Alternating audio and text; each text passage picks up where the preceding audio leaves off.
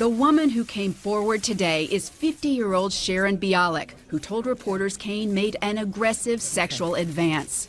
He suddenly reached over and he put his hand on my leg, under my skirt, and reached for my genitals. He also grabbed my head and brought it towards his crotch. I was very, very surprised and very shocked. I said, "What are you doing?" Mr. Cain said, "You want a job, right?" I'm so fresh you can suck my nuts. I'm so fresh you can suck my nuts. Swag. I'm so fresh you can suck my nuts. A poet once said, life can be a challenge, life can seem impossible, but it's never easy when there's so much on the line. The poet in question here is Pokemon. That is a verse from the theme song from the Pokemon movie, quoted by Herman Cain in a presidential debate as inspirational poetry. Life can be a challenge. Life can seem impossible. Life can seem impossible. It's never easy when so much is on. It's never easy when there's so much on the line. You agreed with President Obama on Libya or not? Okay, Libya.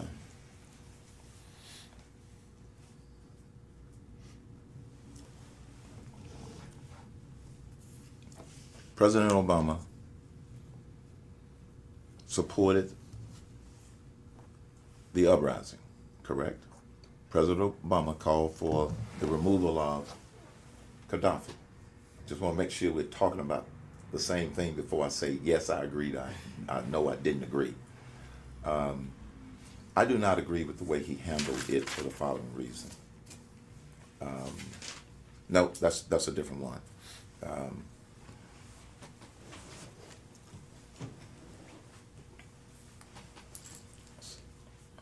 I got to go back and see. Got all this stuff twirling around in my head. Stupid people are ruining America.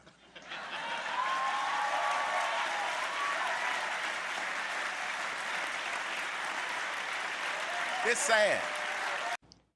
When they ask me who's the president of Uzbecky Becky, Stan, I'm going to say, you know, I don't know. Do you know? Then Herman Cain unveiled his 999 plan, right? Where did he come up with his 999 plan?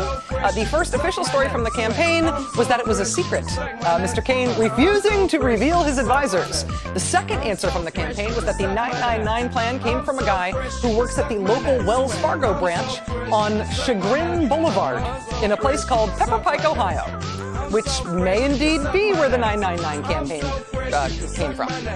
Chagrin Boulevard. But the other place in the world where a 999 plan already exists is in Sim City, in the video game. 999 is the operating tax structure in Sim City, which is a fake place. So I'm confused on what your position is. My position is I'm pro-life, period. If a woman is raped, she should not be allowed to end the pregnancy? That's her choice. That is not government's choice. Good. I support life from conception. So abortion should be legal? No, abortion should not be legal. I believe in the sanctity of life. I'm not understanding. I believe... if it's her choice, that means it's legal. No. I don't believe a woman should have an abortion. Does that help to clear it up? Compelled to start asking him policy questions. I mean, hey, he's the front runner, right? Where do you stand on the right of return? The right of return? The right of return? The Palestinian right of return. That's something that should be negotiated. That's something that should be negotiated. Herman Cain admitted the next day that even as he came up with an answer for it, he didn't actually have any idea what Chris Wallace was talking about with that whole right of return thing. I don't have facts to back this up, but I happen to believe that these demonstrations are planned and orchestrated to distract from the failed policies of the Obama administration. Don't blame Wall Street. Don't blame the big banks. If you don't have a job and you're not rich, blame yourself. Herman Cain, of course. course, famously said recently that if you're not rich, blame yourself. This is what really bothers me, this idea that somehow we can all be rich. I mean, among the stupid things, and you really have to dig deep to you know, have that contest, which is the stupidest, that is one of the stupidest things I've ever heard any politician say. And this idea that Herman Cain said that, you know, if you're not rich, blame yourself. This is what bothers me about rich people. They don't, first of all, as Elizabeth Warren said, they don't cotton to the idea that they wouldn't be rich if they didn't have this great country that provides the roads and the schools and all the other things that allow them to be rich. But also this idea they never understand that it's a fluke mostly, that what you do is something that made you rich. Yes, if you throw a baseball 100 miles an hour, or even what I do. I mean, I'm not humble about some things. I'm very humble about the fact that telling jokes is something that gets you a lot of money. That is a complete fluke. And so is owning pizza parlors. Yes, Herman Cain was good at business. Great, he became very rich from it. But what about teachers and cops and firemen? You know, those people we always say are our heroes. They're such heroes that we pay them like crap. Well, they do what they do very well. It just doesn't happen to be something that is ever going to make you rich. So this idea that if you're not rich, blame yourself, really bugs me. But I tried to hide it. Herman Cain do an interview explaining that Mr. Cain is now boning up on foreign policy. So if you've been a little worried about his answers, don't worry anymore. Here's the interview. Quote, almost every day, Herman Cain is handed a one-page briefing from his chief foreign policy advisor on news from around the world. Just making sure we get the math right. One page, almost every day. Herman Cain goes on Neil Bort's program. Neil Bortz is a conservative talk show host who has said some despicable things in the past. Let me give you a feeling for Neil Bortz. He said that in Hurricane Katrina, the primary blame went to the victims because they were, quote, worthless parasites. And they should have just gotten out of there, and since they were worthless parasites, they didn't, and it's all their fault, okay?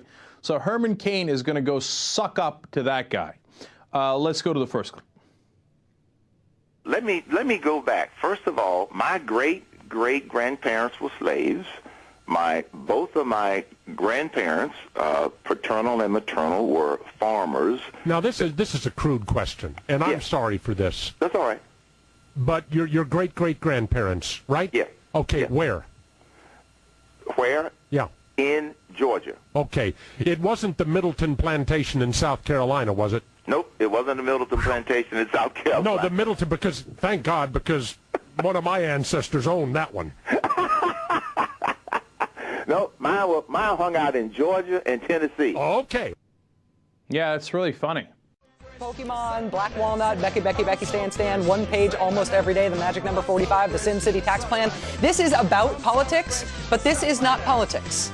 This is art about politics. This is an art project. This is a satirical candidacy.